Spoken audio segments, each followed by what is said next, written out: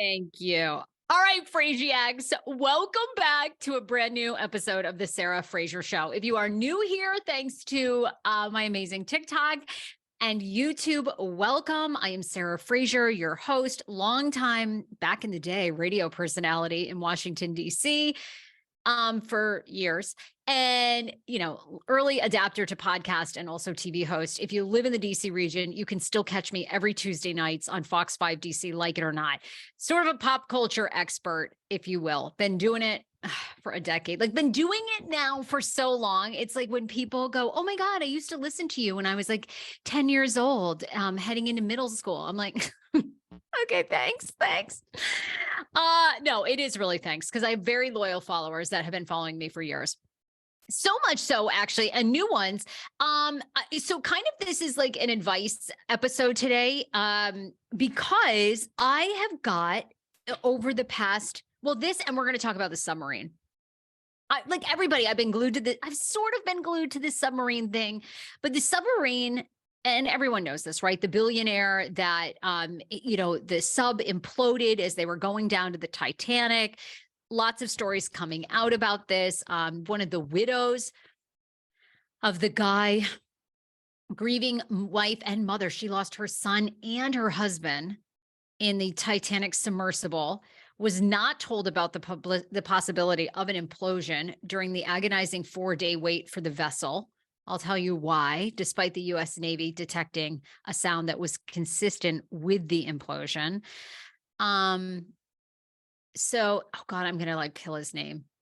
Was it Shahzada and his son Sulman Dawood?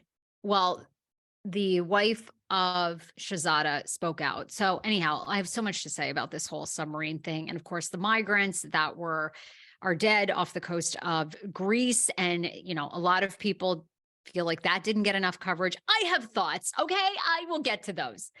Then it's kind of an AMA Ask Me Anything podcast episode. You guys want me to kind of start an advice column occasionally. I'm happy to do it. It's always funny to me when people want my advice, although I love to give advice and I love to get it because I've made a lot of mistakes. A lot of things have worked out for me. So I'm happy to share what I know. And if it resonates with you, great. So there's a couple of topics that people want me to talk about today, including my molar pregnancy. If you're not familiar with this, if you're not a woman trying to get pregnant or a guy with a partner going through it, it may not be of interest to you, but it's something significant that happened to me. It's very rare, and it results in a miscarriage of a child. People are very fascinated, because I'm so open about it, about what is a molar pregnancy. Some people have DM'd me recently. I probably get at least 2 DMs a month from women who are experiencing a molar pregnancy, and they want advice on how to find the best doctors. Can you have a healthy baby after you've had this horrific miscarriage? And the weird part about a molar pregnancy, which I never knew until I was going through it, is in even rarer cases, it can actually turn into a pregnancy cancer, which happened to me. Now, the good news is about this pregnancy cancer is this molar pregnancy. It's basically the mole regrows in your uterus after the baby has passed, and it develops into gestational tromblastics disease, which is a pregnancy cancer. Never even knew it existed, but it has like a 99.9% cure rate if you catch it early. The saddest part, I think, of going through it was thinking about the women 40 years ago that had it. Many of them died because there wasn't the cancer treatment. People didn't know what was happening to them. And the mole had regrew, and then it spreads like a cancer does throughout your body. Thank God. I mean, you talk about the amazing thing of modern medicine, but thank God for today, because 99.9% cure rate. Most people don't even need like your traditional chemotherapy. You just get a methotrexate shot. I'll get into all that. Then people want to know, other advice things. They want to know how to build a brand. I'll talk about that. How to make new friends in a new city. I love talking about this. And also, how do you decide to have children if you're on the fence and you don't know if you want a kid? You know what? Today is good. I got hot takes on all this. Okay, let's start with this submarine situation. So, late last week, we obviously found out the conclusion that the submarine that was going down to look at the Titanic, made by the billionaire, imploded. Thank God. You know what I'm saying? Like, hopefully they didn't even suffer and didn't even know. They heard some like pinging noises, hopefully, and then boom, it was like over, right? But this is drawn like a lot. This is the first story, I have to say, and I don't know if anybody else has the same hot take, so please jump in.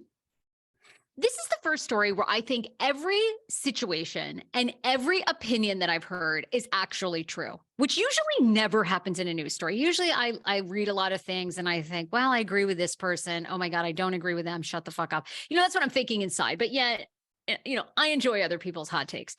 So the submarine situation, can we just say this? It's tragic. The thing, I don't know why, I guess because I'm a messed up person, but a lot of horrible memes making fun of these billionaires. One of like what it would be like if Ariel was under the sea searching for a billionaire. Others about the dead women of the Titanic getting very excited that the submarine billionaires were now dead down there too. Like, okay, that was kind of funny actually. I saw Perez Hilton do a video about this and I thought, I agree with Perez. He was like, these are just, it's in such poor taste. Like, what is wrong with people? And I thought, yeah, I agree. Then I also agreed with the part a lot of people said, why are these billionaires getting nonstop coverage, which is true. Oh my God, it was everywhere, nonstop on every single news outlet and outlet that calls themselves a news outlet. When in Greece, a boat carrying Pakistani immigrants and Egyptian immigrants, I believe it was something like 500, sunk. It was initially towed by the Navy in Greece, but it ended up sinking. Everyone is lost except for 100 individuals. So 350 migrants on the boat that sank off Greece were from Pakistan alone. Reading their stories, absolutely tragic. An estimated 400 to 750 people from Pakistan, Egypt, Syria, and other countries packed onto a fishing boat when it sank 50 miles from a southern Greek town on June 14th. Only 100 people have survived of the 750 that are on. And do you know, when you Google, at least in the United States, this story of these migrants who have died, the last story that like a legitimate news source did was 3 fucking days ago. That's crazy. I'm with people. That is nuts to me. How are we not covering this just human crisis that happened of these individuals who died and yet nonstop billionaire? I agree. Both things are true. I think the memes were insensitive. I don't know how people are making fun of like these people. I do. Let me take that back. These billionaires and wealthy people aboard this submarine. Okay, so I think the memes are terrible. I think it's terrible that these migrants off Greece are not getting more coverage about why this would happen, okay? Then what else? Then the reason I think that people are making fun of them is because doesn't this story bring to light the insane economic disparity that's going on in this country, in our world? The middle class is going away. I know, here I go on my, like, my quest to be the female Bill Maher. But I mean, right? Don't you see? I see that. Like, I think people now, because the rich are getting so rich, right? When these things happen to billionaires, it's almost like we have no emotional connection. We have no empathy anymore for these people. It's almost like, oh, a little bit of like, good, stick it to the rich. That they're this guy, this billionaire that led his expedition on the Titanic submersible. I mean, clearly he cut corners. How many stories have come out? I mean, naval submarine captains who, he didn't want to pay what they wanted to ensure the safety of it. Or then he had a safety examiner and said, oh, thanks, I appreciate all of your stuff, except for I don't believe the hull, what you're saying about it is true, which of course he didn't have the right standards for it and why it imploded because of gases and pressure and all that stuff. And basically the submarine couldn't withstand it. But I've never seen a story where I agree with all the parts of it. I understand why people were making the memes to make fun of them, because we are seeing before our eyes it getting harder and harder for middle class people to have a sustainable life in the United States, let alone in other countries. My God, it's crazy.